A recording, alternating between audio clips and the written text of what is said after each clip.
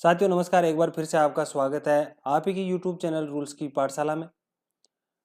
जैसा कि आप लगातार देख रहे हैं, अभी हमारी सीरीज चल रही है लीव रूल्स के रिगार्डिंग, जो कि central civil service leave rule 1972 के अकॉर्डिंग है। उसी के क्रम में आज एक और टॉपिक आपके सामने लेकर के आए हैं, इसलिए सभी साथियों से निवेदन है कि हमारे यूट्यूब चैनल को सब्सक्राइब करें, अपने दोस्तों तक शेयर करें। स्टडी लीव क्या है, कौन से कर्मचारियों को मिलता है, इसकी मंजूरी प्राधिकारी इसके अंदर क्या आपकी हेल्प कर सकता है, क्या आपको स्वीकृति प्रदान कर सकता है या नहीं कर सकता है, स्टडी लीव कितने दिन की होती है, स्टडी लीव के संबंध में क्या क्या पात्रता है। सबसे पहले बात करते हैं ग्रांटेड। कम से कम 5 वर्ष की सेवा वाले जो सरकारी कर्मचारी हैं, उनके संबंधित कार्य से सीधा और निकट संबंध रखने वाले या सिविल कर्मचारी के रूप में उसकी योग्यता को संभवतः सुधारने के उपाय में या फिर उनके ज्ञान को विस्तार करने हेतु उच्च शिक्षण के संबंधित विशेष पाठ्यक्रम या व्यवसायिक या फिर टेक्निकली सब्जेक्ट्स के विशिष्ट प्रशिक्षण हेतु अध्ययन की छुट्टी प्रदान की जाती है। वह आपका जो प्राधिकारी है, छुट्टी स्वीकृति मंजूरी दाता प्राधिकारी है, वह आपको इस लीव की परमिशन दे सकता है। फिर है हमारा पाठ्यक्रम। लोकहित की दृष्टि से सरकार को निश्चित लाभ प्रदान करने हेतु प्रमाणित होना चाहिए। जिस आप पाठ्यक्रम में एडमिशन ले रहे हैं वह आपकी पोस्ट के संबंधित होना चाहिए। उससे इंस्टीट्यूट को क्या बेनिफिट है, आप जो कार्य कर रहे हैं उस कार्य के अंदर कितना क्या बेनिफिट होगा। फिर नेक्स्ट टॉपिक है छुट्टी प्रदान करने हेतु सक्षम प्राधिकारी द्वारा विशिष्ट अध्ययन पाठ्यक्रम या अध्ययन दौरा अनुमोदित होना चाहिए। अपनी वापसी पर जो आपका प्राधिकारी है उसको अध्ययन छुट्टी के दौरान किए गए जो आपके कार्य हैं उसका संपूर्ण विवरण प्रस्तुत करना अनिवार्य है। फिर ऐसी कौन सी परिस्थिति है जहां पे आपके स्टडी लीव की अनुमति नहीं दी जाएगी। पॉइंट नंबर ए, यदि ऐसी अध्ययन सुविधा भारत में उपलब्ध है, यदि कोई ऐसी स्टडी आपको भारत में उपलब्ध है तो भारत से बाहर अध्ययन हेतु आपको स्टडी लीव की अनुमति प्रदान नहीं की जाएगी। फिर है नेक्स्ट पॉइंट, एक ही अधिकारी को बार बार छुट्टी स्टडी लीव है उसको नहीं दी जाएगी। आपको एक बार सर्विस के अंदर एक ही बार दी जाएगी। अगर आप बार बार करेंगे तो इस परिस्थिति में आपको छुट्टी नहीं दी जाएगी। और अगर ऐसा कोई कर्मचारी हो जो रिटायरमेंट के नज़दीक हो तो उसको भी स्टडी लीव नहीं दी जाएगी। फिर हमारा नेक्स्ट पॉइंट है कर्मचारियों के जो प्रोबेशन पीरियड है, प्रोबेशन पीरियड के दौरान उसको स्टडी लीव नहीं दी जाएगी। कर्मचारी के प्रोबेशन पीरियड को संतोषपूर्वक ढंग से पूर्ण कर लिया गया है या फिर प्रोबेशन पीरियड की अवधि सहित कम से कम 5 ईयर की सर्विस आपकी कंप्लीट होनी चाहिए, तभी आपको स्टडी लीव की परमिशन आपका प्राधिकारी आपको मंजूरी प्रदान करेगा। फिर नेक्स्ट टॉपिक है मैक्सिमम पीरियड क्या रहता है। मैक्सिमम पीरियड 36 मंथ का रहता है।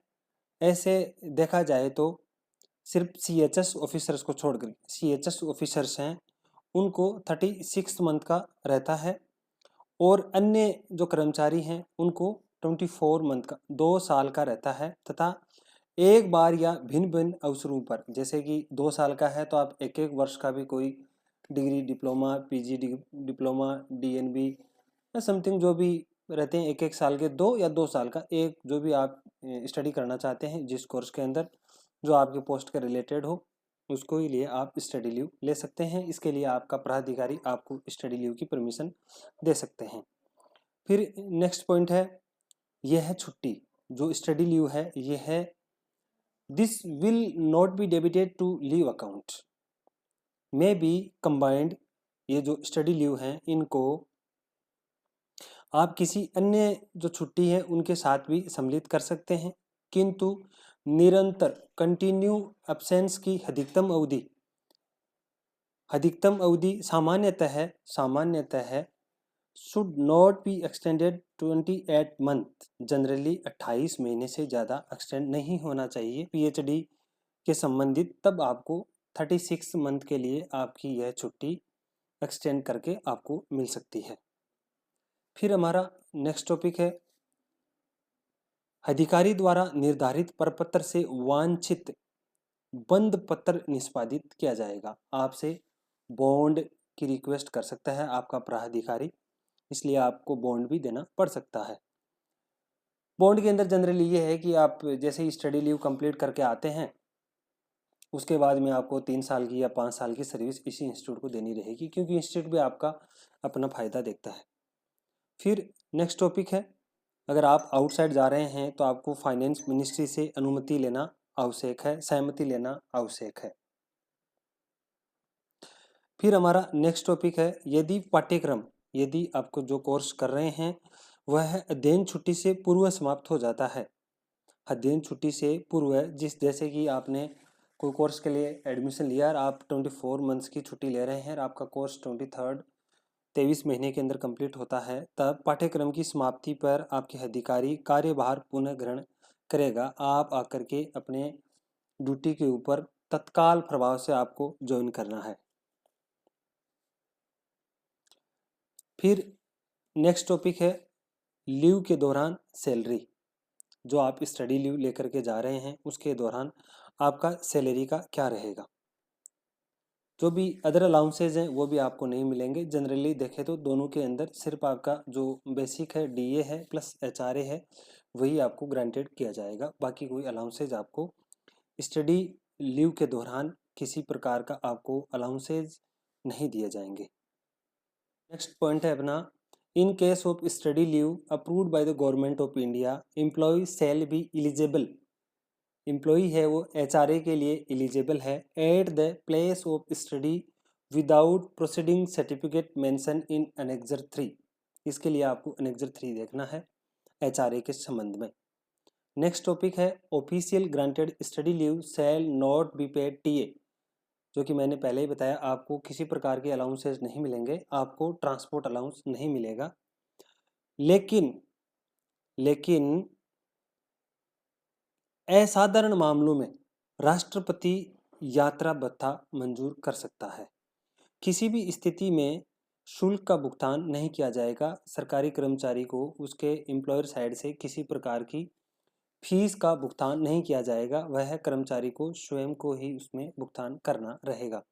सिर्फ आपको स्टडी लीव के दौरान आपको basic plus DA plus HRA आपको दिया जाएगा। एचआरए आपको जिस शहर के अंदर रह करके आप स्टडी ग्रहण कर रहे हैं उसी के अकॉर्डिंग मिलेगा। इसके लिए आप हमारा अलग से एचआरए के रिलेटेड हमने वीडियो बना रखा है, उसको आप देख सकते हैं।